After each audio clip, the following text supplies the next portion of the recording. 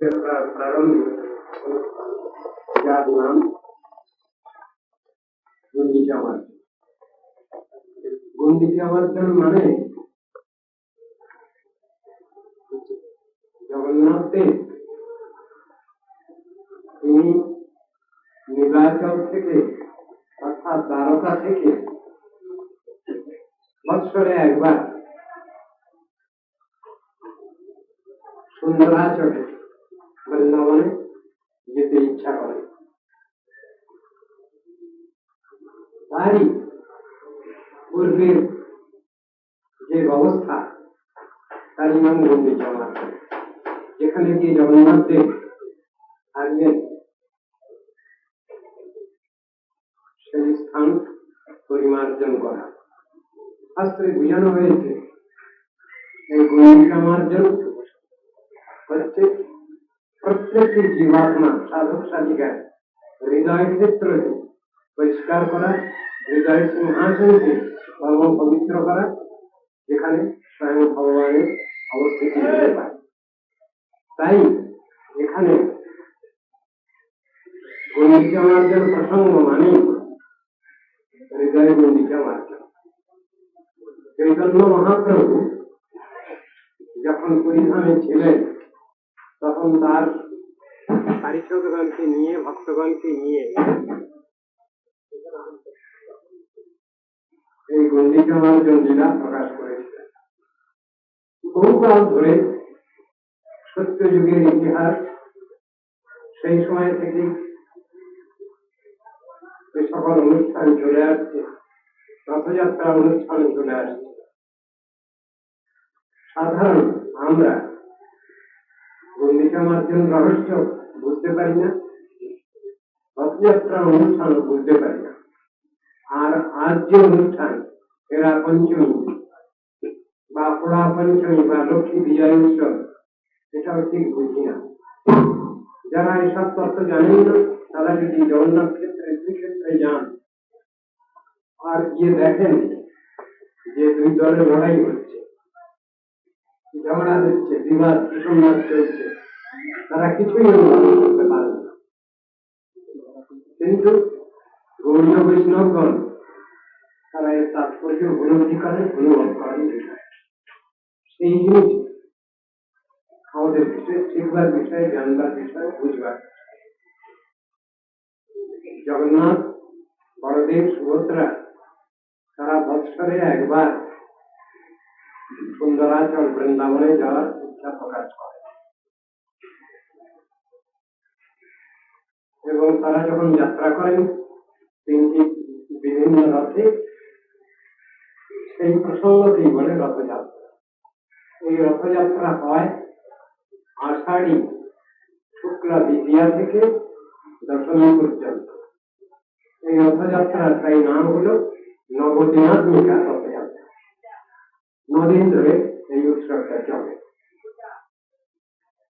রথযাত্রার প্রসঙ্গে বহু কথা বলবার আছে।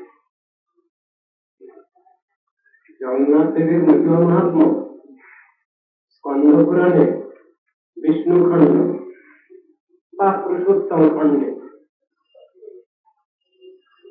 বিশেষভাবে বর্ণিত আছে সব বিষয়। একে উৎকল খণ্ড বলা হয়। তার ভিতরে জগন্নাথ দেবের স্নানযাত্রা, রথযাত্রা খুব সুন্দর ভাবে বর্ণিত হয়েছে। এই জগন্নাথ দেব পূর্বে যেভাবে যে মূর্তিতে ছিলেন এবং পরবর্তীকালে যে মূর্তিতে শ্রীমন্দিরে প্রতিষ্ঠিত হয়েছেন তার বহু ইতিহাস রয়েছে। সংক্ষিপ্ত ভাবে বলা যায়, দ্বারকায় যখন মহিষীগণের কাছে মিলিত হয়েছেন মথুরা এবং ব্রজের সমস্ত ব্যক্তিগণ, তখন শ্রীকৃষ্ণ মহিষীগণ জিজ্ঞাসা করেছিলেন কৃষ্ণের মহিমা মাহাত্ম্য। তাদের মধ্যে প্রধান ছিলেন বড়দেবের জননী রোহিণী। তিনি যখন কৃষ্ণের মহিমা বর্ণনা করছিলেন রুদ্ধদ্বার কক্ষে, সেখানে পাহাড়দার নিযুক্ত ছিলেন সুভদ্রা দেবী। যখনই সেই কৃষ্ণের লীলা মহিমা সব বর্ণনা করছেন, সেই সময় কৃষ্ণ এবং বলদেব দুজনে এসে হাজির হয়েছে সেই স্থানে। তারা বলছেন আমরা ভিতরে ঢুকব, কিন্তু সুভদ্রা দেবী বলছেন না দাদা, তোমরা যেতে পারবে না, নিচে যাচ্ছি, আমি পাহাড় দাঁড়াই। তখন সেখানে বসে পড়লেন কৃষ্ণ বলদেব এবং সুভদ্রাও বসে পড়লেন। সেই লীলা কথা শ্রবণ করতে করতে এরা সব দ্রবীভূত হয়েছিলেন, দ্রবীভূত হয়েছিল। এই অবস্থাটা নারদ ঋষি নিরীক্ষণ করবার সুযোগ পান।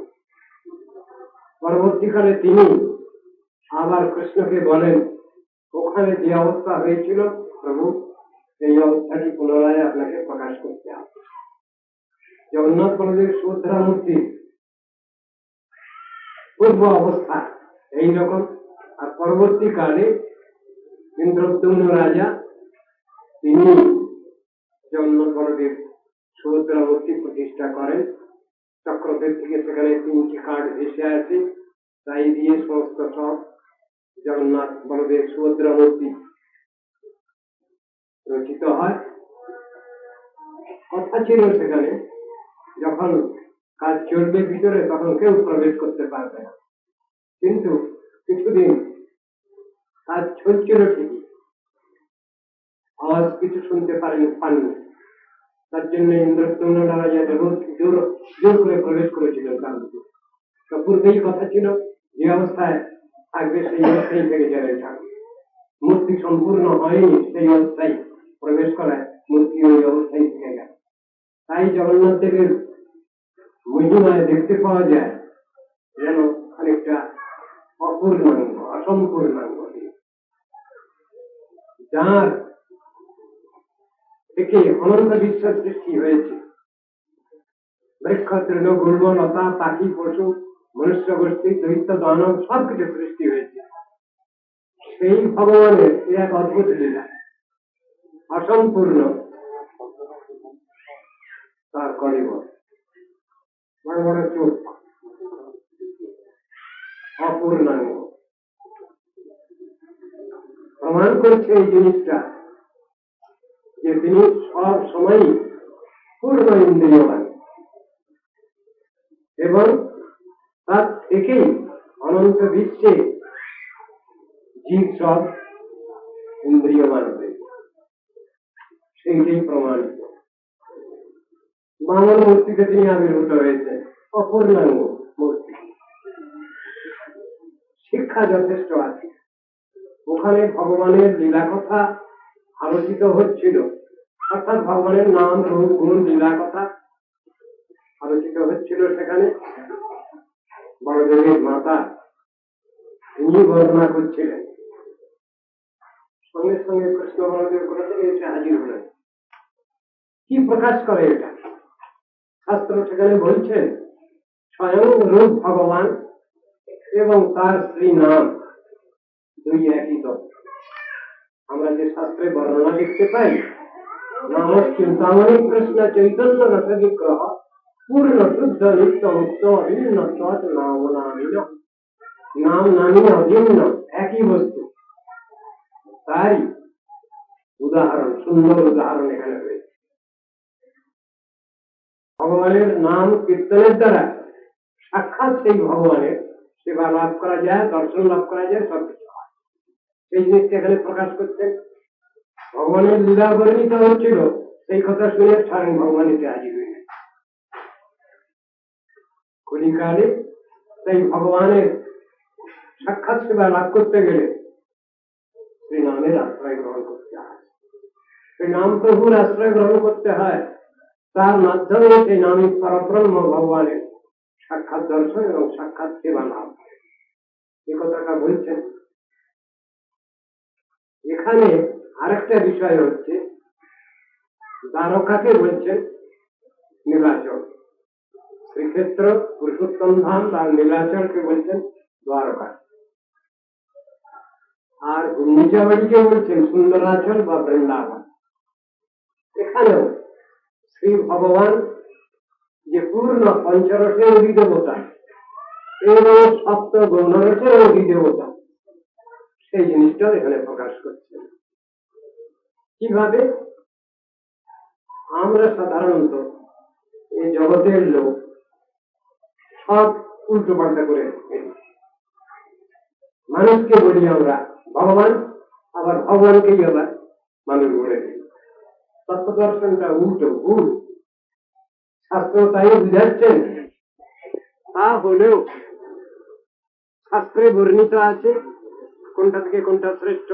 শান্তদাস্য সূক্ষ্ম বাৎসল্য মধুর, এই পঞ্চরস সম্বন্ধে সুন্দরভাবে বুঝানো আছে। চৈতন্য মহাপ্রভু এসে এটা সুন্দরভাবে জানিয়ে গেলেন, বুঝিয়ে গেলেন যে ব্রজগোপীগণ যেভাবে ভজনা করেছেন সেই ভজনই হল শ্রেষ্ঠ। একটা সংক্ষিপ্ত শ্লোকে তত্ত্বদর্শনটা আমরা প্রায় সাধুগুরু বৈষ্ণবের কাছ থেকে জানতে পাই। আরাধ্য ভগবান ব্রজেশ তনয় স্তব্ধাম বৃন্দাবনম। ভগবান ব্রজেন্দ্রনন্দন শ্রীকৃষ্ণ, তিনি আমাদের সর্বারাধ্য তত্ত্ব। স্তব্ধাম বৃন্দাবনম, তার শ্রীধাম হচ্ছে বৃন্দাবন। রণ্য কাচির উপাসনা ব্রজবধূ বর্গেন যা কর্তিতা। ব্রজবধূগণ ব্রজবতীগণ যেভাবে ভগবানের আরাধনা করেছেন সেই আরাধনাই হল শ্রেষ্ঠ তরিকা। শ্রীমদ ভাগবতম প্রমাণমলম, শ্রীমদ ভাগবতী হল অমর শব্দ প্রমাণ।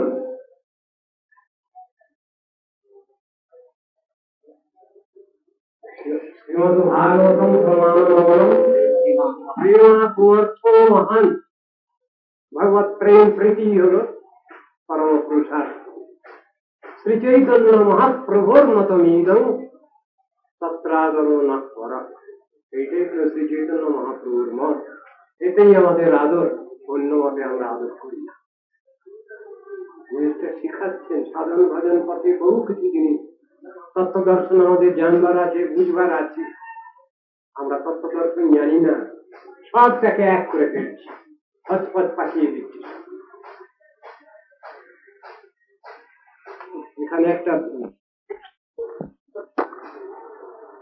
যেখানে ঐশ্বর্য ভাব আছে সেখানে নারায়ণের কথা আছে, লক্ষ্মী নারায়ণের কথা আছে, কিন্তু মাধুর্য রস যে শ্রেষ্ঠ এবং সর্বোত্তম, এটা শাস্ত্রের সব জায়গায় বোঝানো। কিভাবে সেইটাই এখানে বলছে। কিভাবে সেটা?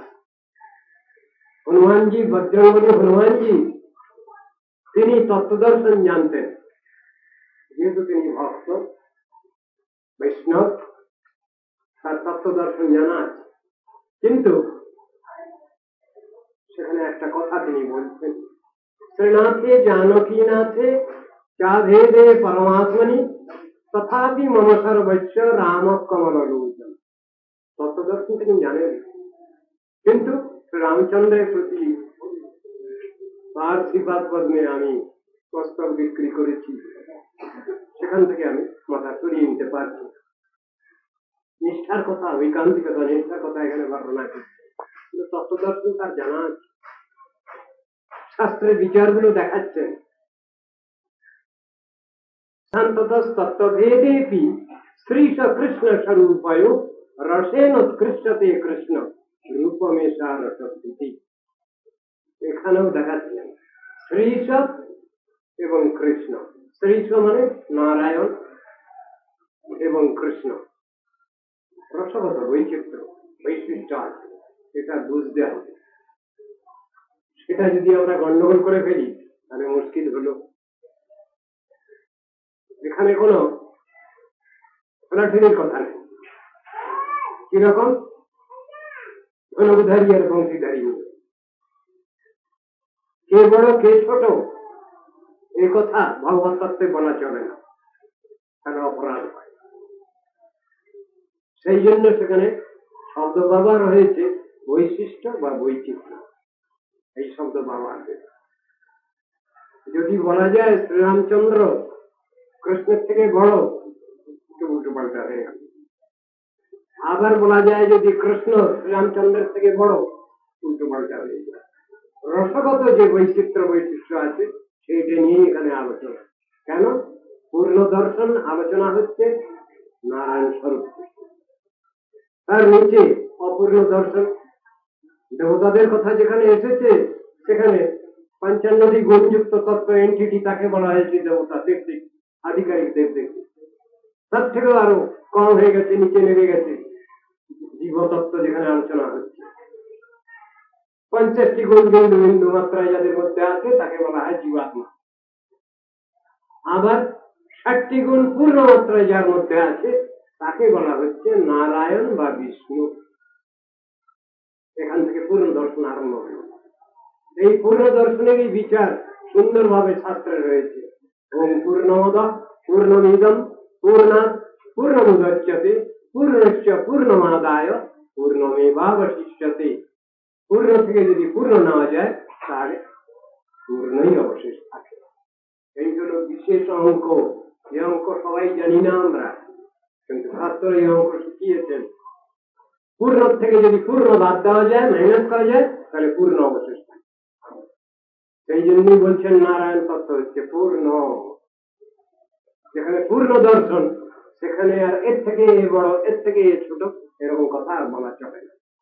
শুধু রসগত বৈশিষ্ট্য বৈচিত্র্য আছে, সেইটাই শাস্ত্রে বর্ণনা আছে, সেইভাবেই আমাদের কথাটা বলতে হয়। এখন কথা হচ্ছে ব্রহ্মাজি, প্রকৃতম ব্রহ্মা, চতুর্মুখ ব্রহ্মা, তিনি ভগবানের লীলা বুঝতে পারেননি, কৃষ্ণের লীলা তিনি বুঝতে পারেননি। তাই তিনি কৃষ্ণের গোবৎস হরণ করেছেন, তার সখাগণকে হরণ করেছেন। পরে যখন জানতে পেরেছেন 1 বছর পরে, তখন তিনি এসে ক্ষমা চাইছেন এবং পরে তিনি স্তব স্তুতি করছেন ভগবানকে। সেখানে এক জায়গায় বলা আছে নারায়ণস্তং নাহি সর্বদেহিনাম আত্মাচ্য দীচা কিলোক সাক্ষী। কথাটা কি? আপনি কি আমার উপরওয়ালা মালিক নারায়ণ নহেন? নারায়ণ শব্দটা এলো কি করে? নরজাত যে জল, তাতে যার অয়ন মানে শয়ন, তিনি হলেন নারায়ণ। তো সেই নারায়ণ তত্ত্ব ব্যাখ্যা করতে গিয়ে বৈকুণ্ঠে মহাসংকর্ষণের কথা রয়েছে, আবার এদিকে কারণাবধিশায়ী, গর্ভদশায়ী, ক্ষীরাবধিশায়ী বিষ্ণুর কথা এসেছে। দেবতারা যখন কষ্ট হচ্ছে ভূভার হরণের জন্য, দেবতাগণ ক্ষীর সমুদ্রের তীরে গিয়ে স্তব স্তুতি করতে লাগলেন। আপনাদের সকলেরই প্রায় সেটা জানা আছে। শান্তাকারং ভুজগশয়নং পদ্মনাভং সুরেশং বিশ্বাধারং গগন সদৃশং মেঘবর্ণং শুভাঙ্গম লক্ষ্মীকান্তং কমলনয়নং যোগীধীর ধ্যানগম্যম বন্দে বিষ্ণু ভবভয়হরং সর্বলোকৈকনাথং। এইগুলো স্তব করছেন। আবার শ্রীমদ ভাগবতে দেখা যাচ্ছে দেবতাগণ সব স্তব করছে। তার ভিতরে ব্রহ্মা সর্বাগ্রে স্তব করলেন।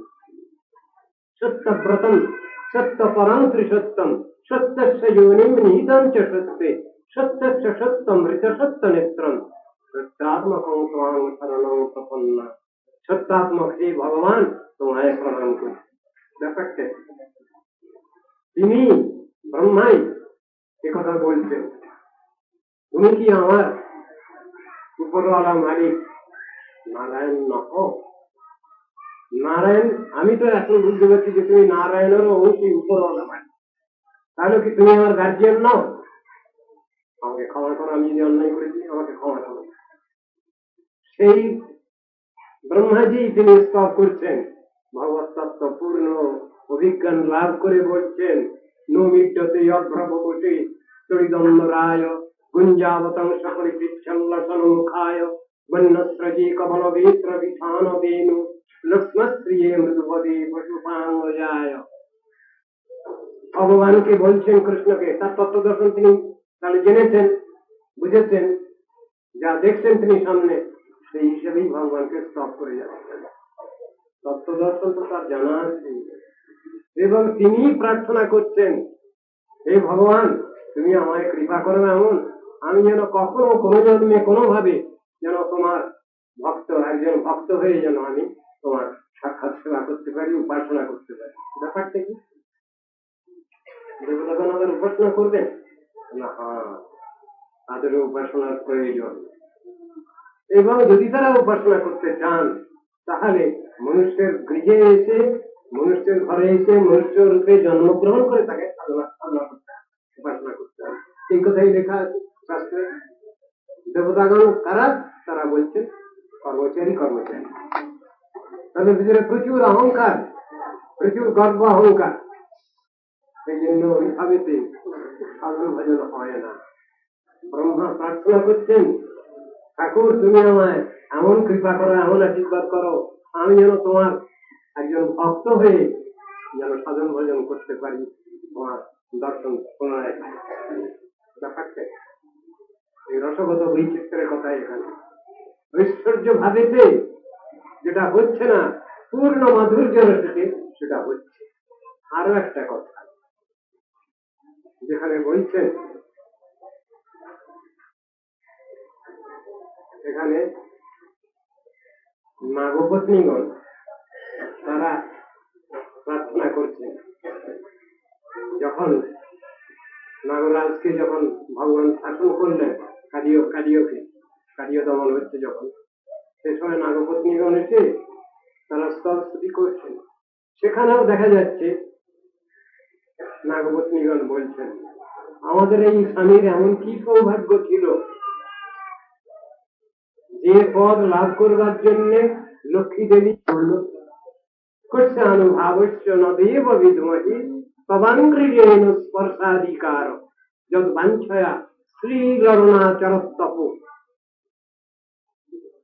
বাঞ্ছয়া শ্রীলরণাচরস্তপ বিহায় কামান সুচিরমৃতব্রতা শ্রীলরণা লক্ষ্মী দেবী তিনি কৃষ্ণপাদ পদ্ম লাভের জন্য আজও বেলবনে তপস্যায় নিরত আছে কিন্তু পাননি তো কেন পাননি ঐশ্বর্য ভাবে ভগবান শ্রীকৃষ্ণকে পূর্ণ মাধুর্য মন্দির সময় বিগ্রহ শ্রীকৃষ্ণকে পাওয়া যায় না সেটাই এখানে দেখাচ্ছে আজ যে লক্ষ্মী বিজয় উৎসব এইটাই প্রমাণ করছে লক্ষ্মী দেবীর আসবার সময় জগন্নাথ দেব তিনি লক্ষ্মীর পারমিশন নিয়ে অনুমতি নিয়েই এসেছেন আমি শীঘ্রই ফিরে আসছি কিন্তু ফিরতে দেরি হচ্ছে বলে লক্ষ্মী দেবী সৈন্যগণ সহ তিনি এসেছেন এখানে এবং গোপীগণকে ব্রজবাসীগণকে মারধর করেছেন কেন তোমরা আমার স্বামীকে আটকে রেখেছ জগন্নাথকে আটকে রেখেছ কেন তারপরে শেষকালে মীমাংসা হয় আচ্ছা খুব শীঘ্রই ফিরিয়ে দেবো জিনিসগুলো কি এগুলোর ভিতরে সব তত্ত্ব দর্শন এগুলো যে ঘটনা পরম্পরা এর ভিতরে যে শিক্ষা আছে আমাদের সেই শিক্ষাই আহরণ করতে হবে এইটাই হলো আমাদের বিশেষ জানবার বিষয় বুঝবার ওটা আমরা বুঝি না তা আজ লক্ষ্মী বিজয় উৎসব মানে ঐশ্বর্য এবং মাধুর্য রসের যে বৈশিষ্ট্য সেইটাই বিশেষ জানবার বিষয় বুঝবার বিষয় এখানে দেখাচ্ছেন কে নারদ ঋষি নারদের অবতার নারদ ভাবে বিভাবিত শ্রীবাস পণ্ডিত এবং ব্রজগোপীর মধ্যে সখী ললিতার সখী রূপ স্বরূপ দামোদর তিনি হলেন শুদ্ধ ব্রজবাসী তিনি রাধা কৃষ্ণের পক্ষ এই দুই পক্ষতে তত্ত্ব সিদ্ধান্ত নিয়ে আলোচনা হচ্ছে কার কি বৈশিষ্ট্য আছে কার কি আছে এই নিয়ে আলোচনা হচ্ছে সেই প্রসঙ্গই হচ্ছে আজকের বিশেষ আলোচ্য বিষয়। শ্রীমদ ভাগবত পাঠের কিছু কথা আছে, তাই আজকে শ্রীমদ ভাগবত আমি আলোচনা করছি সংক্ষিপ্ত এবং নাগপত্নীগণের স্তবে কার্যের প্রতি কৃষ্ণের করুণা বর্ণিত হয়েছে।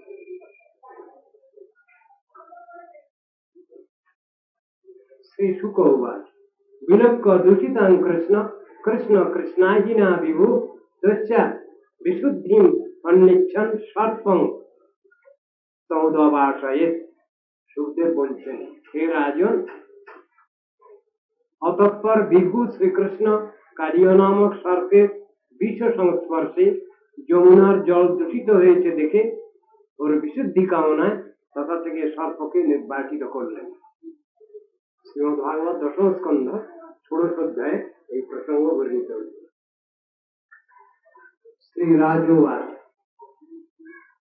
কথম অন্তর্জলে অগাধে ন গৃহ্ণাৎ ভগবান ইহম স বৈ বহুযুগাবাসং যথা সে বিপ্রবর্ততাম।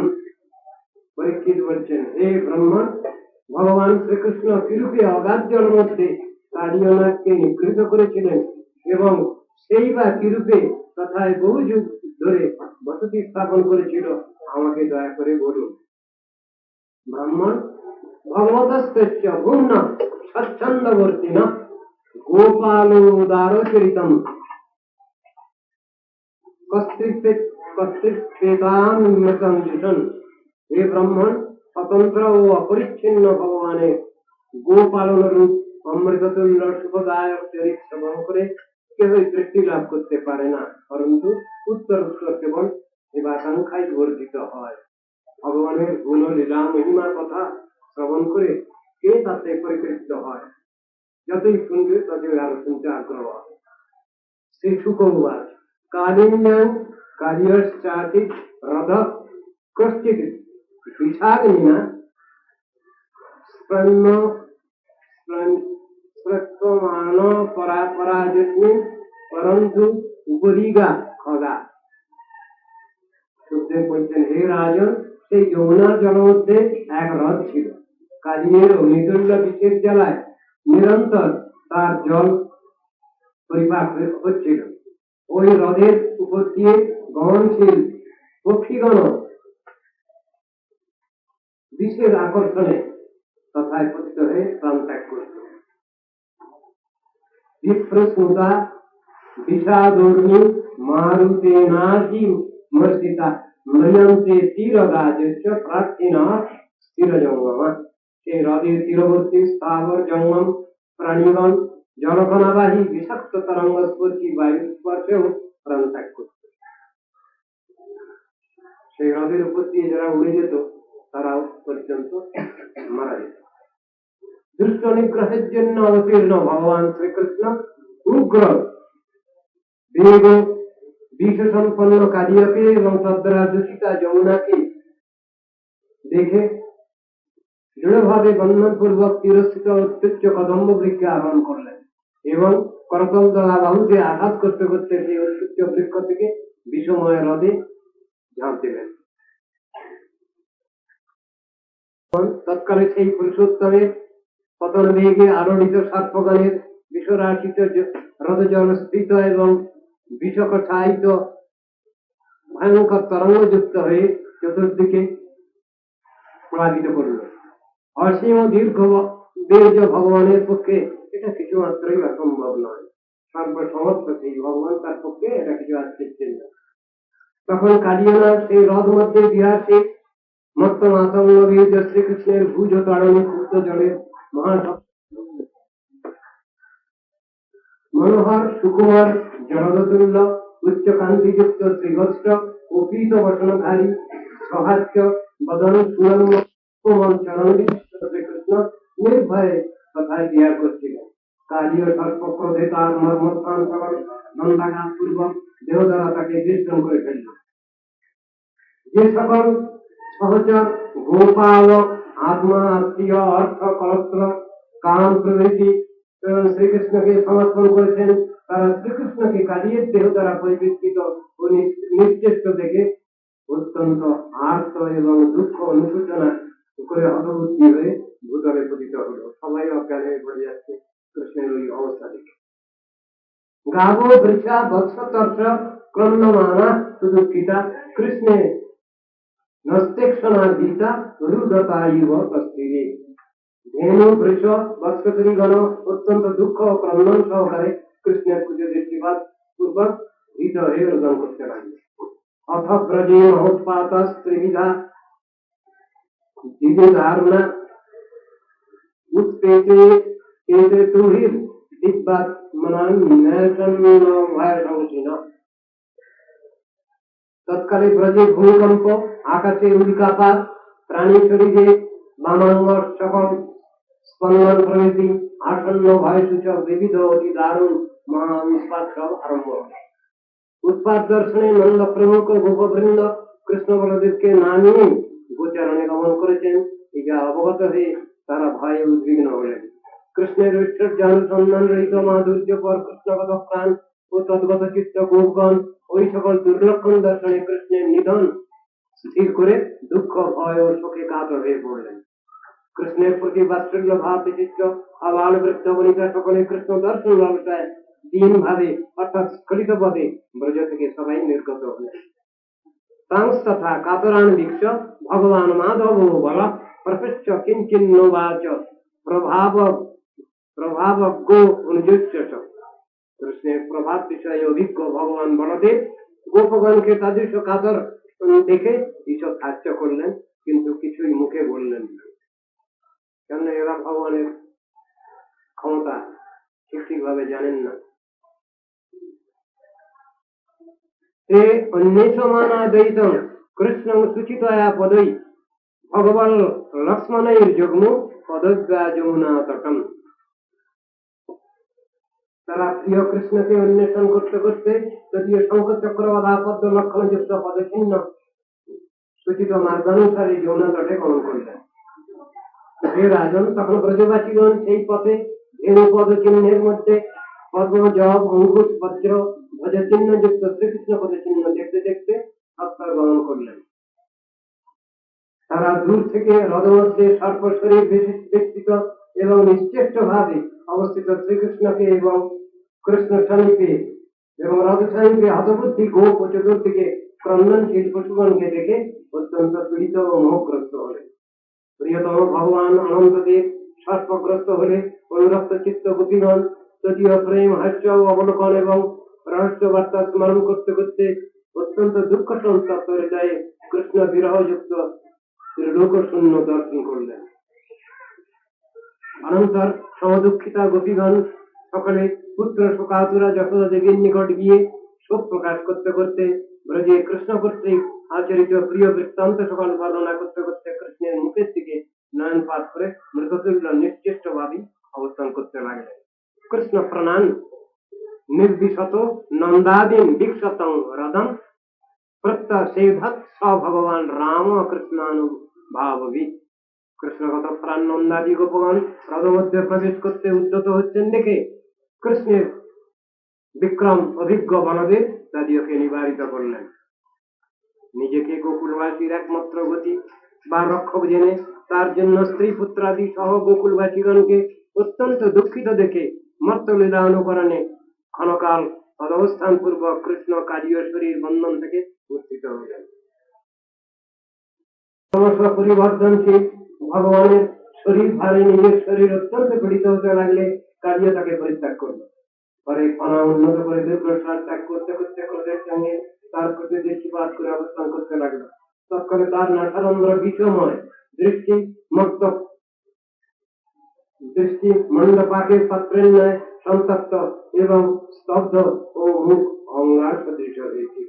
তৎকালে ভগবান ক্রীড়াপর হয়ে দ্বিধা বিভক্ত জিহ্বা দ্বারা ওষ্ঠপ্রান্ত ভাগে লেহনকারী এবং শুক্র কিষাণ যুক্ত দৃষ্টি কালীয় সর্পের চতুর্দিকে গরুড়ের ন্যায় ভ্রমণ করতে লাগলেন। ওই সর্প ধ্বংস করবার অপেক্ষায় কৃষ্ণের চতুর্দিকে ভ্রমণ করছিল। এইরূপ ভ্রমবশত নিস্তেজ উন্নত স্কন্দ সর্পকে অবনত করে যদিও বৃহৎ মস্তকপুরী আরোহণ পূর্বক বিভিন্ন নৃত্য গীত কলাদির আদি গুরু সর্বকারণ কারণ শ্রীকৃষ্ণ নৃত্য আরম্ভ করলেন। তৎকালে কালিয়ের অনাস্থিত মণিসমূহের স্পর্শে তাহার চরণ কমল অরুণ বর্ণে রঞ্জিত হল। শ্রীকৃষ্ণকে নৃত্য করতে উদ্যত দেখে তদনুরাগী গন্ধর্ব সিদ্ধ মুনি চারণ অক্ষরগণ হর্ষে মৃদঙ্গ প্রণব আনক প্রভৃতি বাদ্য গীত পুষ্প এবং উপহার এবং স্তব প্রভৃতির দ্বারা তার স্বামীকে আগমন করলেন। মৃতপ্রায় হয়েও পরিবর্তনশীল শতশীর্ষ কালীয় স্বার্থে যে মস্তক অবনত হচ্ছিল না, দুষ্ট দমন কৃষ্ণ চরণাঘাতে সেই মস্তক মর্জিত করতে লাগলেন। তাতে কালীয় মুখ এবং নাসিকা থেকে রক্ত বমন করতে করতে পরম মুকুট প্রাপ্ত হল। কালীয় ক্রোধে দীর্ঘশ্বাস করেছেন। কৃষ্ণ তৎকালে শেষাই নারায়ণের ন্যায় শোভা পাচ্ছিলেন। শ্রীকৃষ্ণের এই বিচিত্র তাণ্ডব দেখে অনার সহস্র নিপীড়িত ও শরীর শিথিল হওয়ায় কালী ও মুখ সকল দ্বারা প্রচুর রক্ত বমন সহকারে মনে মনে চরাচর গুরু পুরাণ পুরুষ নারায়ণ শ্রীকৃষ্ণকে স্মরণ করে তার শরণাগত হল। উপায় নেই। কালীর পত্নী সকল ব্রহ্মাণ্ড উদর শ্রীকৃষ্ণের অতি ভারে অবসন্ন এবং পাদপ্রহারে নিপীড়িত ফণমণ্ডলধারী নিজেদের স্বামীকে দর্শন করে অত্যন্ত দুঃখিত হল। তাদের বসন ভূষণকে সব বন্ধন শিথিল হয়ে পড়ল। তখন তারা পুরাণ পুরুষ শ্রীকৃষ্ণের সমীপে এসে উপস্থিত হল। কালীয় নাগপত্নীগণ অনন্তর উগ্র উদ্বিগ্ন চিত্তা সাধ্যী নাগপত্নীগণ নিজ শিশুগণকে অগ্রবর্তী করে কৃতাঞ্জলি ফুটে পাপী স্বামীর মুক্তি কামনায় শরণপ্রদ ভূতপতি শ্রীকৃষ্ণের শরণাগত হয়ে ভূতলে শরীর নিপাতিত করে প্রণাম করল। নাগপত্নীগণ বলছেন, হে দেব, দুষ্ট দমনের জন্যই আপনি ভূতলে অবতীর্ণ হয়েছেন। অতএব আমাদের পাপাচারী এই স্বামীর প্রতি এই শাস্তি যোগ্যই হয়েছে। আপনি শত্রু ও পুত্র উভয়ের প্রতি আপনি সমদর্শী। তাদের ভবিষ্যৎ মঙ্গল আলোচনা করেই আপনি সকলকে যথাযথ দণ্ড বিধান করে থাকেন। যেহেতু আপনার দণ্ড নিশ্চিত ভাবে পাপী গণেরও পাপনাশ করে থাকে, সেই জন্য আপনি দণ্ডরূপে আমাদেরকে অনুগ্রহই করেছেন। বিশেষত আমাদের এই স্বামী যে পাপে সর্বত্র প্রাপ্ত হয়েছেন, সেই পাপনাশ করায় আপনার ক্রোধকেও আমরা অনুগ্রহই বলে মনে করি।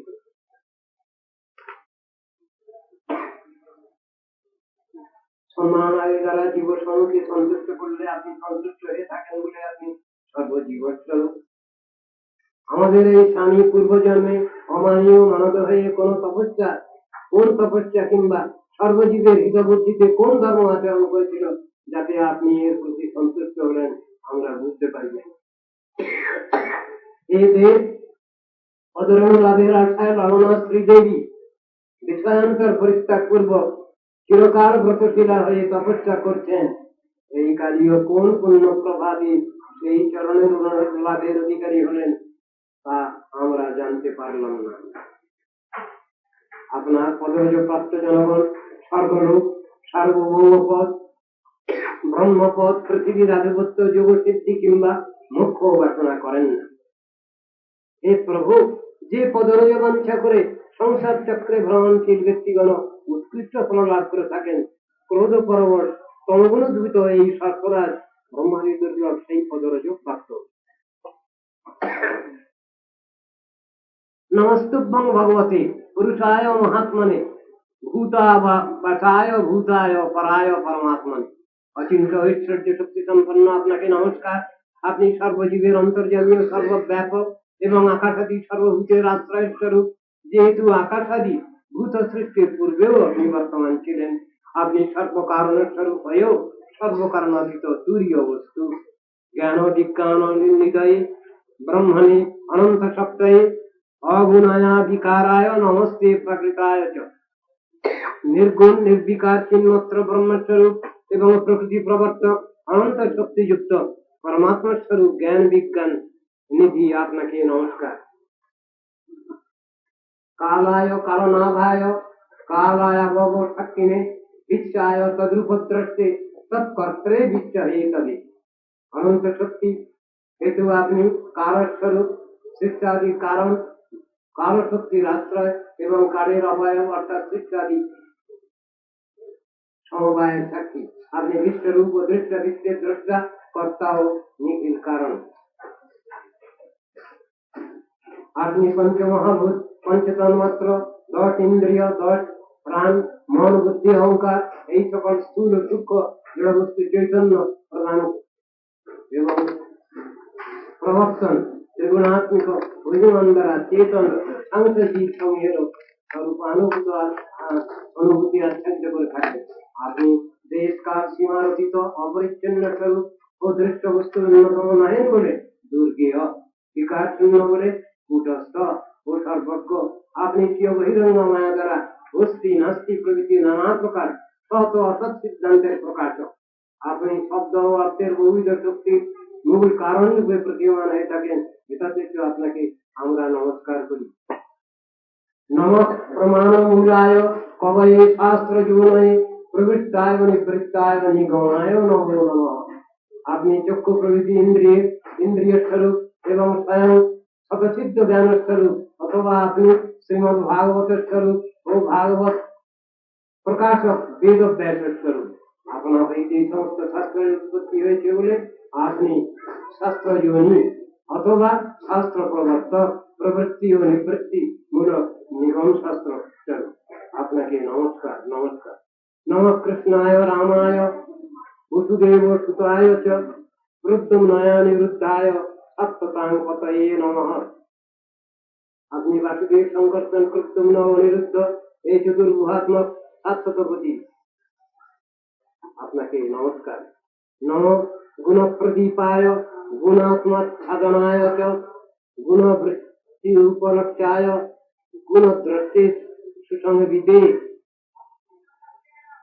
अपनी बुद्धादि रधिष्ठिक स्वरूप संकर्षण प्रवृत्ति चतुर्मुखी के चित्त प्रवृत्ति प्रकाशक अपनी उपासक गणेश प्रकृति अनुसारे और वैचित्र प्रधान षष्ठ रूपांतरित करे नाना रूपे प्रकाशित हन चित्तादि रुद्ध बढ़ाए प्रवृत्ति वृत्ति द्वारा अपनी कथनचित अनुमित हन जेहेतु अपनी गुण समय चेष्टा और प्रत्यक्षादि ज्ञानी अवचर अतएव अपना के नमस्कार अव्याकृत विहाराय सर्वव्याकृत सिद्धय ऋषिकेश नमस्तेस्तु मुनयो मुनति मौनति दिने আপনার মহিমা অবিতর্ক সর্ব কার্যের উৎপত্তি ও প্রকাশের হেতুরূপে আপনি অনুমিত হন হে ঋষিকেশ শ্রুতি বাক্যানুসারে আপনি মৌন আত্মারাম ও আপনাকে নমস্কার পরাবর গতিজ্ঞায় सर्वाध्यक्षाय ते नमः अविश्याय च विश्याय तद्द्रष्टेश्च च एतदे आपने स्थूल सूक्ष्म भूत समूहेर गति अवगत आছেন আপনি সর্বাধিক সত্রিক স্বরূপ আপনি অবিশ্ব অবিশ্ব স্বরূপ পণ্ডিতগণ ইহা নয় বলে অতর নিরসন করতে করতে অবশেষে তৎস্বরূপ আপনাকেই প্রাপ্ত হন আবার সর্বং খণ্ডিতং ব্রহ্ম এই পরিদৃশ্যমান বিশ্ব ব্রহ্ম এইরূপ বিশ্বের विवर्तस्थान विवर्तवादीगण अभस्वरूप विश्व के तत्स्वरूप ब्रह्म बोले থাকেন আপনি বস্তুত আপনি এই প্রকার অধ্যায় সত্য অপবাদে সাক্ষীর মূল কারণ আপনাকে নমস্কার অনাদিকাল শক্তিধারী আপনি নিরীহ হয়েও প্রধানের প্রতি ক্ষণপূর্বক গুণের দ্বারা পূর্ব কল্পান্তে লয়প্রাপ্ত বিশ্বগত জীব সমূহকে শান্ত ঘোর ও মূলক প্রভৃতি সেই পূর্ব স্বভাব জাগরিত করে এই বিশ্বের সৃষ্টি স্থিতি সংহারাদি করে থাকেন প্রকৃতই অনুরূপ আপনার লীলা অব্যর্থা এই ত্রিলোক মধ্যে শান্ত অশান্ত এবং মূল সকলেই আপনার অংশ তথাপি সম্প্রতি ধর্ম রক্ষা বাসনায় চেষ্টাযুক্ত এবং সজ্জন পালনার্থ অবস্থিত আপনার নিকট শান্তগণী প্রিয় হয়ে থাকে অপরাধ সকৃত ভর্ত্রা সৌরভ্য সপ্রজাকৃত খন্তুম অরথি সন্তাত্মন মুহেচ্চ এই সন্তাত্মন আমাদের ভর্তা বা পালক ও আপনার পুত্র তুল্য পাল্য এই যে সর্ব অপরাধ করেছে তা একবার আপনার সহ্য করা উচিত কেননা সে মূঢ় ভবদীয় প্রভাব জানে না তাহার অপরাধ ক্ষমার অনুগৃহীত ভগবান প্রাণাস্তজতি পন্নগ স্ত্রীণাং ন সাধু সত্যানাং অতি প্রাণ প্রদীয়তাম। এবার যুক্তির কথা, হে ভগবান অনুগ্রহ করুন, আপনার ভারে নিপীড়িত হয়ে এই সর্প প্রাণ ত্যাগ করছে। সাধুগণের অনুকম্পার পাত্রী এই স্ত্রীগণকে আপনি অতিরূপ প্রাণ প্রদান করুন। বিদেহী তে কিঙ্করী নাম অনুষ্ঠেয়ম তবাজ্ঞয়া যশ্রদ্ধয়া শ্রদ্ধানুতিষ্ঠন বৈ মুচ্যতে সর্বতো ভয়াৎ।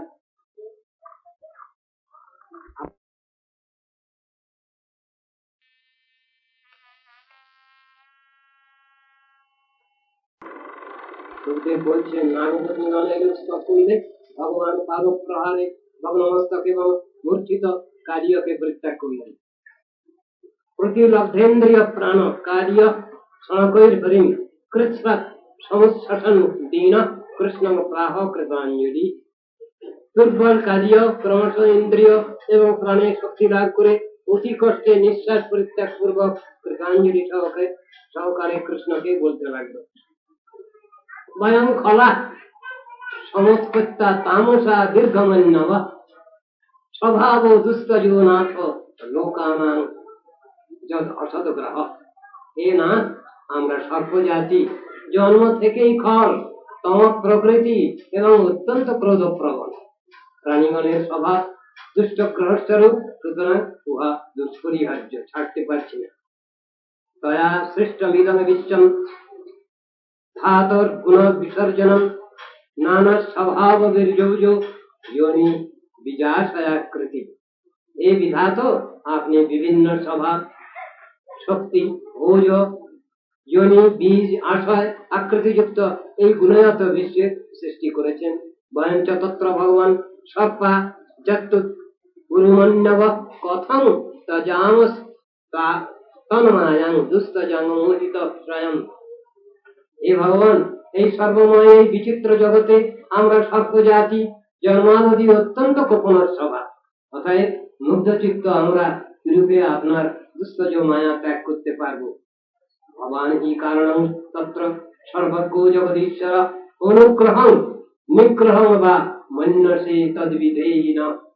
মায়া পরিত্যাগ বিষয়ে আপনি একমাত্র কারণ, অর্থাৎ আপনার কৃপা ভিন্ন কেহই এই দুস্তর মায়া পরিত্যাগ করতে সমর্থ নহে। অতএব আমাদের প্রতি আপনি অনুগ্রহ বা নিগ্রহ যাহা করিতে হয় করুন। শরণাগত ইত্যাকর্ণ বচ প্রাহ ভগবান কার্য মানুষ নত্র স্থেয়ং তয়া সর্প সমুদ্রং জাহিমা চিরম স্বগাত্য অপত্যতারাঢ্য গৌরনৃভির ভুজ্যতে নদী। সুখদেব বললেন, হে রাজন, নরলীলা দ্বারা মনুষ্য রূপে প্রতীয়মান ভগবান এই সর্প বাক্য শ্রবণ করে বললেন, হে সর্প, তুমি আর এখানে থেকো না, সত্তরী স্বজাতি পুত্র ও স্ত্রীগণের সঙ্গে সমুদ্রে যাত্রা কর। গো এবং মনুষ্যগণ সর্বদা এই যমুনার জল ব্যবহার করে থাকেন। যত এতৎ স্মারেন মর্তাস্তুভ্যং মদনুশাসনম কীর্তয়ন উভয় সন্ধানী যুষ্মদ ভয়মাপ্নুয়াৎ। যে মনুষ্য প্রাতঃ এবং সায়ংকালে তোমার প্রতি আমার এই আদেশ বাক্য স্মরণ ও কীর্তন করবেন, তাহারা তোমার থেকে আর কোনো ভয় প্রাপ্ত হবেন না। যোস্মিন স্নাত্বা মদাক্রীড়ে দেবাদিস্তং তর্পয়েজ্জলাই উপস্যমাং স্মরেন নচেৎ সর্বপাপই প্রমুচ্যতে।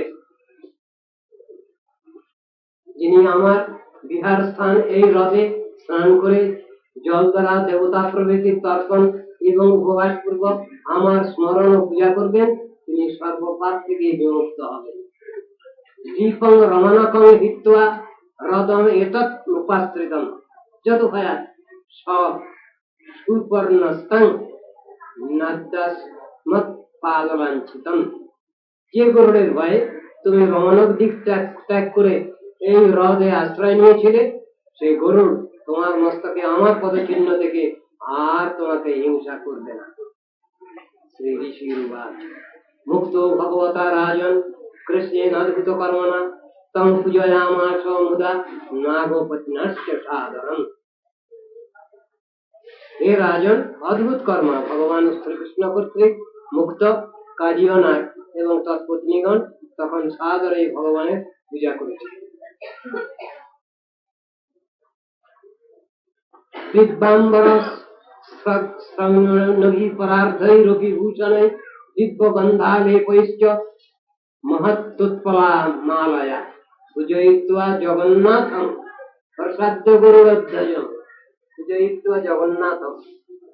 এখানে জগন্নাথ শব্দ এসে গেছে, আমাদের এখানে জগন্নাথ বসে আছেন আর এখানেও জগন্নাথ এটা আসছে। पूजयित्वा जगन्नाथं प्रसाद्य गुरुध्वजं तथा प्रीतोनुभावनुज्ञात परिक्रमाभिवन्दतं सकल सकलत्र शरीरपुत्रो दीपम अभिर्जगामः तदैव समृतजला यमुना निर्विषा भवत् अनुग्रहा तद् भगवतः क्रीडं मानुषरूपिणः। তারা দিব্য বস্ত্র মাল্য রত্ন উত্তম ভূষণ দিব্য গন্ধানুলেপন এবং উত্তম উৎপল মাল্য দ্বারা গরুড়ধ্বজ জগন্নাথের পূজা করে তার প্রসন্নতা উৎপাদন পূর্বক প্রীত এবং তার আদেশ প্রাপ্ত হয়ে প্রদক্ষিণ অভিবাদন করে স্ত্রী আত্মীয় পুত্রগণ সহ সমুদ্রের মধ্যবর্তী রমণক দিকে গমন করল। তৎকালে লীলা মানব বিগ্রহ ভগবানের অনুগ্রহে সেই যমুনা বিষহীন হয়ে অমৃততুল্য যেন বিশিষ্ট হলেন এবং সকলেরই ব্যবহারযোগ্য হলেন। আজ এখানে আমাদের জগন্নাথ দেব হাজির আছেন, এই একই তত্ত্ব। যিনি শ্রীকৃষ্ণ তিনি জগন্নাথ, যিনি জগন্নাথ তিনি স্বয়ং শ্রীকৃষ্ণ।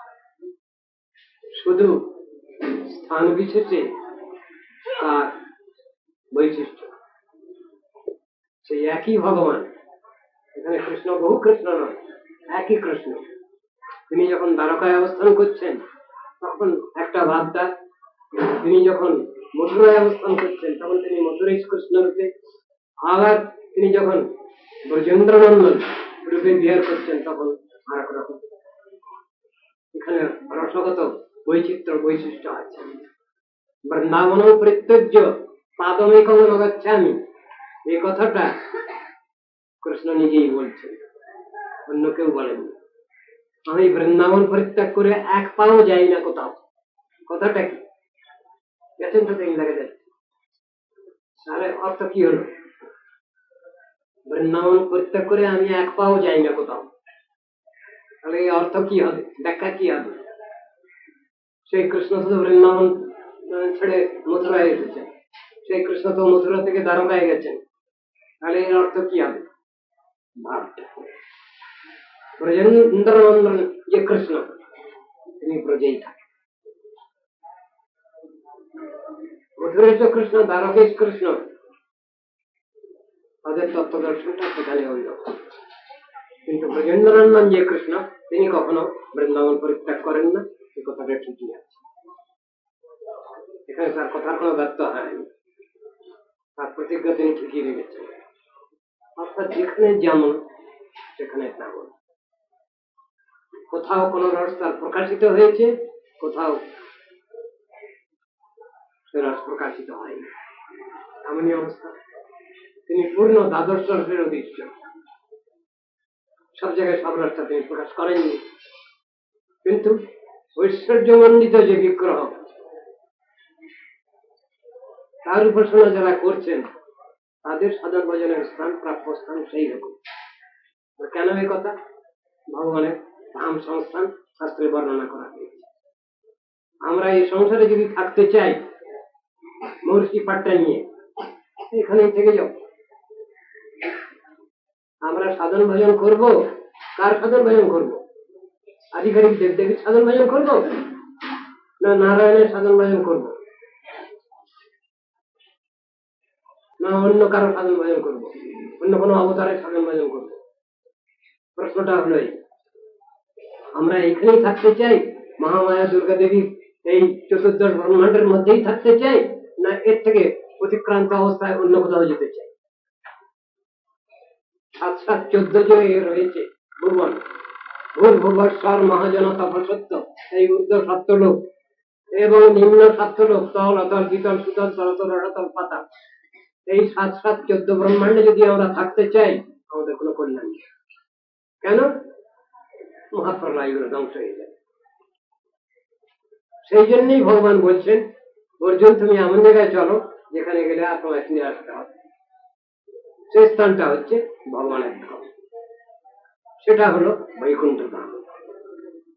সেটা এই 14 লোক পার হয়ে বিরজা পার ভগবত ধাম।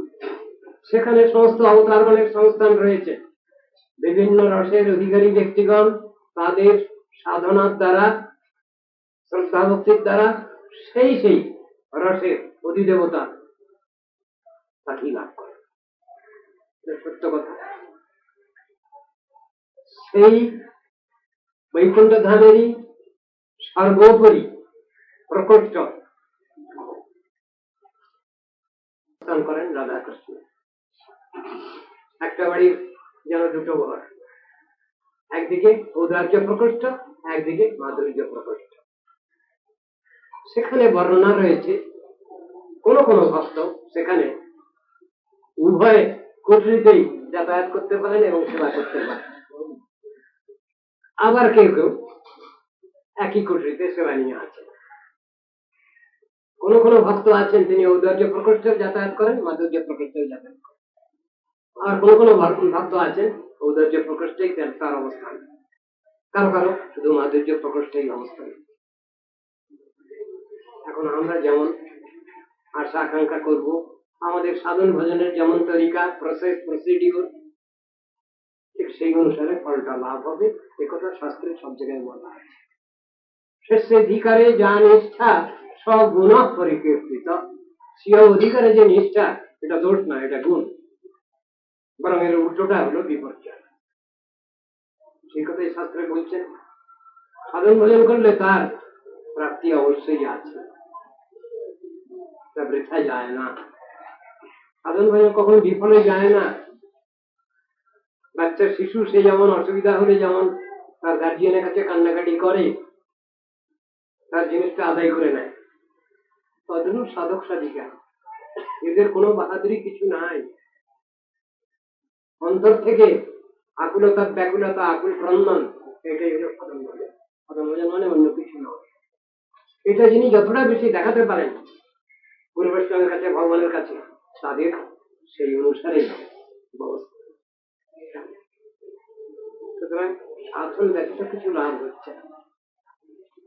সেদিন এই শ্রীমদ্ ভাগবতেরই একটা অধ্যায় আলোচনা হচ্ছিল, একাদশ স্কন্ধ 10ম অধ্যায়। সকলে তো সাধন ভজন করে ভগবানকে লাভ করে। আচ্ছা, সাধন ভজন না করে কেউ ভগবানকে লাভ করেছে এমন কোন ইতিহাস আছে? আছে। এই কথা শুনে আপনারা কিন্তু সবাই সাধন ভজন পরিত্যাগ করবেন না, সেটাও বলে দিচ্ছি। শ্রীমদ্ ভাগবত একাদশ স্কন্ধ 10ম অধ্যায় আপনারা আলোচনা করে দেখবেন, কেবলমাত্র সৎসঙ্গ প্রভাবেই তারা ভগবানকে লাভ করেছে। তার উদাহরণ দেওয়া আছে, বহু বহু বহু উদাহরণ। তার মধ্যে পাখি আছে, তার মধ্যে পশু আছে, তার মধ্যে সব রকম মনুষ্য আছে, দৈত্য দানব আছে, সব আছে। এটা হলো ভগবানের স্পেশাল গ্রেস। সেখানে কারো কিছু বলবেন না, বিশেষ আর্থিক কৃপা। ভগবানের ওরকম আছে, ভক্তের ওরকম আছে, আর্থিক কৃপা। সেখানে কিছু বলবার নেই। কাকে নিয়ে গরুড় করে ওই সে দয়াময়, ভগবানের স্পেশাল গ্রেস। সেখানে কারো কিছু বলবেন না, তিনি সবই পান। কর্তম অকর্তম অন্যথা কর্তমিতে ঈশ্বর, সেই পরমেশ্বর তার সব ক্ষমতা আছে। তিনি কাকে গরুড় করতে পারেন? কাকে যদি নিজে বলে আমি গরুড়, হবে না, কিন্তু কাকে তিনি গরুড় করতে পারেন, এই ক্ষমতা তিনি রাখেন। উদাহরণ বহু, বহুতর উদাহরণ আছে। আমরা যেন অহংকারী না হয়ে পড়ি, সেই কথাই এখানে শিক্ষা। কাকস্য চঞ্চু যদি স্বর্ণযুক্তা মাণিক্যযুক্ত চরণং চৌতস্য একৈক পক্ষে গজরাজ মুক্তা তথাপি কাকনচ রাজহংস।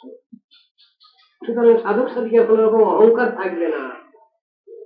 অহংকার যদি থাকে, মানবিমান যদি থাকে, বা পূজা প্রতিষ্ঠাটা যদি থাকে, ঈর্ষা হিংসা মাৎসর্য যদি থাকে, হবে না, সব বরবাদ, সব মাইনাস হয়ে যাবে। সেই কথা শাস্ত্রে বুঝাচ্ছে, এ কথা ভুললে হবে না। কি সেটা মহাপ্রভু যে কথা বললেন, নাদপি শুনিছেন তরোরপি সহিষ্ণ না অমানি না মানদেন কীর্তনীয় সদা। কীর্তন কে করবেন? আর কীর্তন করবার অধিকার? এক কথায় উত্তর রয়েছে, অমানি মানদ হইলে কীর্তনের অধিকার। অমানি মানদ না হলে কীর্তনের অধিকার পাওয়া যায়।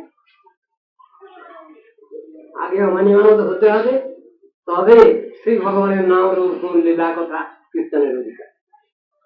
আর যদি অমানি মানদ না হওয়া যায়, কীর্তন কোনোভাবেই হবে না, তাকে কীর্তন বলা হবে না। যেমন ভাগবত শুনতে বসেছিলেন বহু মনে দিচ্ছে, তার সঙ্গে একটা ভূত প্রেত বসেছিল, তার নাম আপনারা সবাই জানেন, একটা প্রেত ধন্ধুকারী, সেও ভাগবত শুনছিল।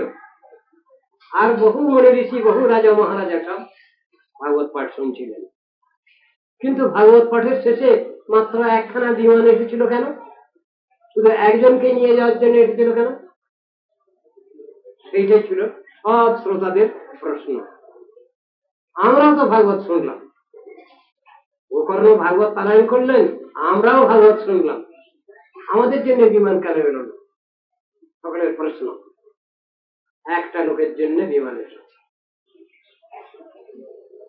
তখন গোকর্ণ বলেছেন, আপনাদের শ্রবণ ঠিক হয়নি।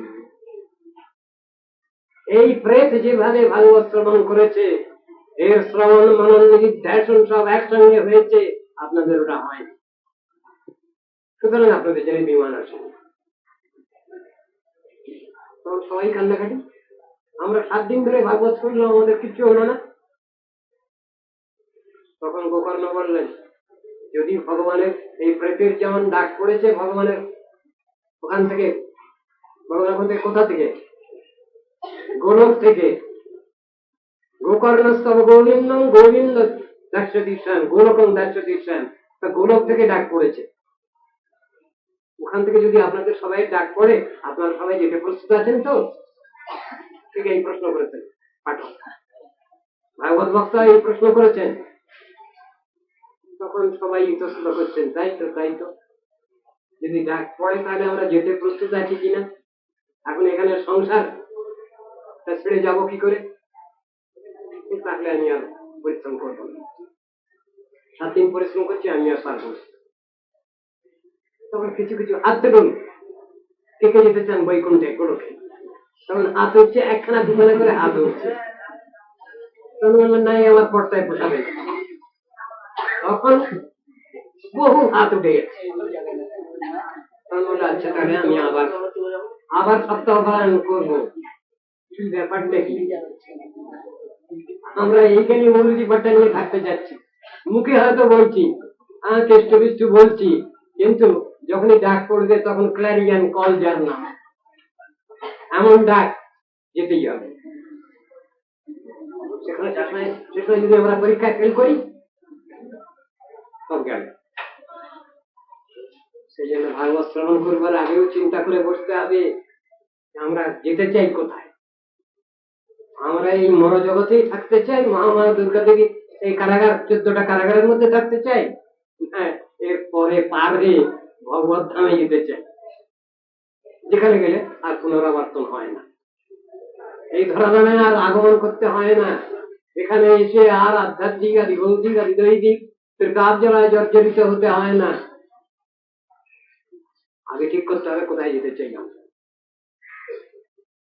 সেই অনুসারেই তো সব আলোচনা হবে। সেই আলোচনা ঠিক সেইভাবে করতে হবে। খেতে হয় খেলাম, ঘুমোতে হয় ঘুমলাম, ভাগবত শুনতে হয় শুনলাম, এমন কথা না।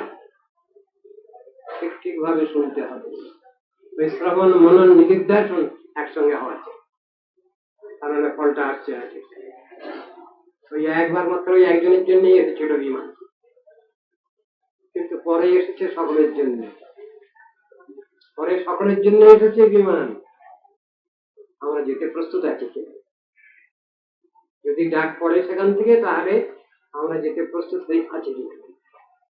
যদি প্রস্তুত আছি, ঠিক আছে, অসুবিধা নেই।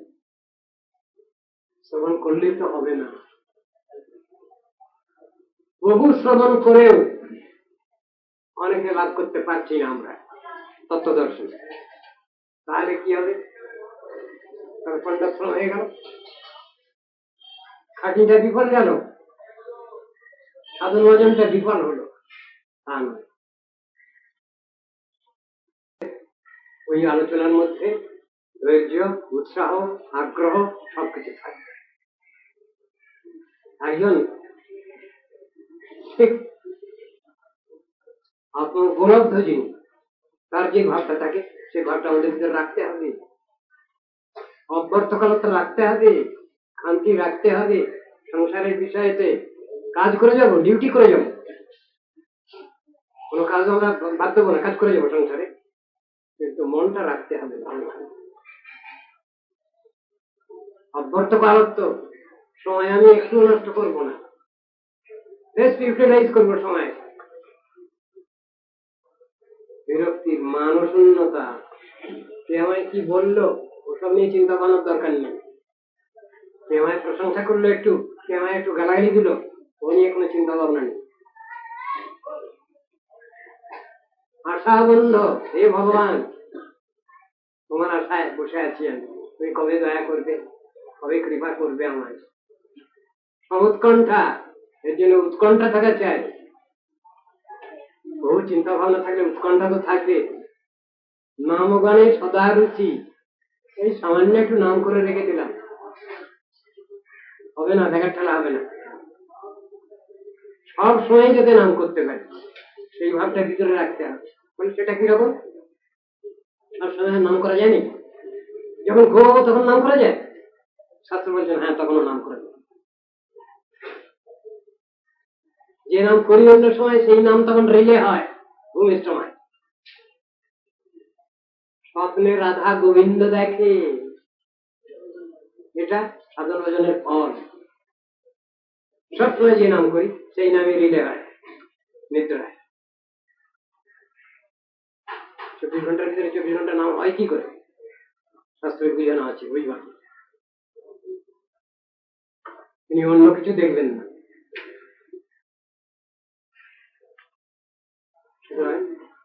ভাবটা ওই রাখতে হবে। সংসারে বাস করি। কাল দুজন লোক এসেছিলেন আমার কাছে, এসে বলছিলেন, সাধু বাবা আপনি বলুন স্বামীজি, আমরা তো গৃহস্থ লোক, আমাদের জন্য কিছু সহজ সরল ব্যবস্থা কিছু আছে নাকি? আমি বললাম, আপনার জন্য সহজ সরল কোনো ব্যবস্থা নেই, একই ব্যবস্থা। একই ব্যবস্থা সকলের বলে, হ্যাঁ, একজন ব্রহ্মচারীর যে ব্যবস্থা, একজন গৃহস্থেরও সেই ব্যবস্থা, একজন বানপ্রস্থেরও সেই ব্যবস্থা, একজন সন্ন্যাসীরও সেই ব্যবস্থা। আমাদের জন্য কোনো কনসেশনও না, কোনো কনসেশন নেই, কোনো কমিশনও নেই, আর কোনো কনসেশনও নেই, একই। আর সেই কথাই শাস্ত্রের সব জায়গায় আছে। গৃহস্থ বৈরাগী দুহে বলে গোড়া রায়, দেখো নাম মেনে যেন দিন নাই যায়, একই কথা, একটু এদিক ওদিক কিছু কনসেশন। আবার কনসেশনের কথা বলছেন কেন? ওটা তো আশ্রম। আপনি যদি বলছেন গৃহস্থ, তাহলে ওটা তো আশ্রম। আশ্রমকে আশ্রমের মতো রাখুন। ব্রহ্মচর্য যদি আশ্রম, সন্ন্যাস যদি আশ্রম, তাহলে এটাও তো আশ্রম। আশ্রমকে আশ্রমের মতো রাখুন, পবিত্র রাখুন। আপনি উল্টোপাল্টা ক্রিয়াকরণ করতে বলেছেন, আপনি উল্টোপাল্টা করছেন কেন? অন্যায় করছেন কেন? না, অন্যায় তো কিছু করতে হচ্ছে, কেন করতে হচ্ছে? আপনি সাধুভাবে জীবনযাপন করে করুন, আয় করুন, উপায় করুন, এই নিয়ে চলুন, আপনার অন্যায়টা করতে হচ্ছে কি? তাহলে তো ঘরে ঘরে সবই তো তাহলে এ আছে আজকাল, যেমন ঋষির পুত্র নাম রত্নাকর, দস্যবৃত্তি করে সদা বনের ভিতর, তাহলে তো সবাই চবন, ঋষির পুত্র রত্নাকর দস্যু সবাই। আপনাকে করতে বলছে কেউ উল্টো পাল্টা, আপনি চলুন না ঠিক সেইভাবে। তবে কোনো কিছু কনসেশন হবে না, কোনো কনসেশনের ব্যবস্থা নেই, কনসেশনের টিকিট নেই এখানে, শাস্ত্রে তো ওই দেখা আছে। কেউ কেউ বলছেন দেখুন আমরা দেখি লোক সব সময় কাজ করতে হয়, কার জন্য কাজ করছেন, কার জন্য কাজ করবেন, আত্মকল্যাণের জন্য তো কাজ করবেন, সংসারে কাজটা করবেন কার জন্য, আর ভগবানের জন্য কিছু করবেন না তো, সব ছেলে পুলের জন্য করবেন, আত্মীয় স্বজনের জন্য করবেন তো, ভগবানের জন্য কিছু করবেন না তো, এটি তো প্রতিজ্ঞা। আপনি বাস করবেন সংসার, ভগবানের সংসার, আপনার সংসার নাই, ভগবানের সংসারে আপনাকে বাস করতে হবে, এটাই বলছে। আমরা তো মায়ের সংসারে বাস করি, কিন্তু বাস করতে বলছেন ভগবানের সংসারে। কৃষ্ণের সংসার করো ছাড়িও না চার, জীবে দয়া নামে রুচি সর্বধর্ম সার, এই কথা বলছি। অপরাধ শূন্য হইয়া লহ কৃষ্ণ নাম, কৃষ্ণ মাতা কৃষ্ণ পিতা কৃষ্ণ ধন প্রাণ, কৃষ্ণের সংসার করো ছাড়িও না চার, জীবে দয়া নামে রুচি সর্বধর্ম সার। তাহলে সকলকে তো একই কথা বলেছে, আপনি কৃষ্ণ সংসারে থাকছেন না কেন? গৃহস্থদের সম্বন্ধে কি লেখা আছে? পান্থ সঙ্গম, পান্থ সবাই বাসের মতো থাকতে হবে ঘরে, গৃহস্থদের উপদেশ রয়েছে। গৃহস্থ যদি অত্যন্ত আসক্ত হয় সংসারের প্রতি, তার আত্মীয় স্বজনের প্রতি, তাহলে তার গারস্থালি হবে না, চলবে না, তাহলে তাকে গৃহস্থ বলা হবে না, সেই কথা বলা হয়েছে। তাদেরও থাকতে হবে ধর্মসভায় বাসের মতো, এক রাত দু রাত তিন রাত, তারপরে থাকে। ঠিক সেই রকম অনাসক্ত ভাবে সংসারে বাস করার কথা লেখা আছে, সকলের পক্ষে একই রকমই কথা আছে লেখা। কেউ মঠ মন্দিরে যদি আছে তার কর্তব্য দায়িত্ব আছে, কেউ গৃহী আছেন গৃহস্থ হয়ে আছেন তারও কর্তব্য দায়িত্ব আছে, কিন্তু সর্বোপরি কর্তব্য যেটা, সেটা ভুললে চলবে, সেটা হলো সাধন ভজন। এটাকে বললে হবে সাধন ভজন। সাধন মানে ভগবানের প্রতিকামনায় সংসারে কর্মাচরণ, এর নাম সাধন। আর ভজন মানে সাধন যখন শেষ হয়েছে, পরিপক্ক অবস্থা, তখন ভজন কথা এসেছে। সাধন ভজন একসঙ্গে বললেও এক কথা নয়, অনেক তফাৎ। সাধন যখন আছে তখন সাধন চলছে, চেষ্টা চলছে, আর ভজন যখন পাকাপোক্ত অবস্থা, তাকে বলে ভজন। ভজনের সময় আর ভুল ভ্রান্তি হবে না, কিন্তু সাধনের সময় পদে পদে ভুল হতে পারে, সেই কথাই শাস্ত্রে বলা আছে। ভগবত প্রীতি যারা লাভ করেছেন তারা ভজন করছে, আর সাধন সাধক সাধিকারাই করবে সাধন। সেটা অনর্থ মুক্ত অবস্থা নয়, অনর্থ যুক্ত অবস্থা। অনর্থ মুক্ত যখন, তখন তুমি সিদ্ধ মহাত্মা, তার কথা তো স্বতন্ত্র, তখন তার হয়ে গেছে। কোন রকম মুক্তি পেলে বাঁচি, মুক্তি পেলে হয়ে গেল, হয়ে যাবে আপনার সব। বলে হ্যাঁ, বলে আর তো কিছু করতে হবে না। কে বললো আপনাকে আপনি মুক্ত হয়ে গেল, কিছু করতে হবে না? বলে তাই তো মনে করছি না, মুক্ত হয়ে গেল আপনার ডিউটি আরো সহস্র গুণে বাড়বে। সেই কি মশাই, এখানে এতদিন কষ্ট করে গেলাম, আবার মুক্তি পেলেও আবার কষ্ট? বলে হ্যাঁ, মুক্তি পাওয়ার পরও আবার শত গুণে সহস্র গুণে দায়িত্ব বাড়বে। এটা তো ভয়ঙ্কর কথা। আর শাস্ত্র তো সেইটাই বিজন্য আছে। সাধন ভজন শেষ হয় না, চলে, চলতে থাকে, শেষ হয় না, বরং আরো শত গুণে সহস্র গুণে দায়িত্ব বাড়ে, সেই কথাই লেখা আছে। মুক্তাপি লীলয়া বিগ্রহ কৃত্বা ভগবন্তং ভজন্তে। মুক্তিপ্রাপ্ত ব্যক্তি মানে কি, শত সহস্র গুণে তার দায়িত্ব বৃদ্ধি হয়, তার ভজন শেষ হয় না।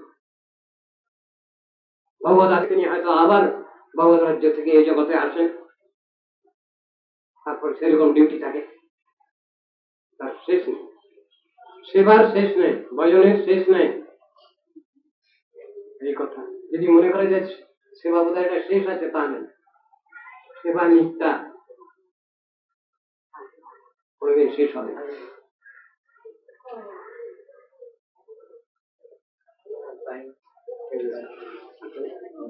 কিন্তু কিন্তু কিছুদিন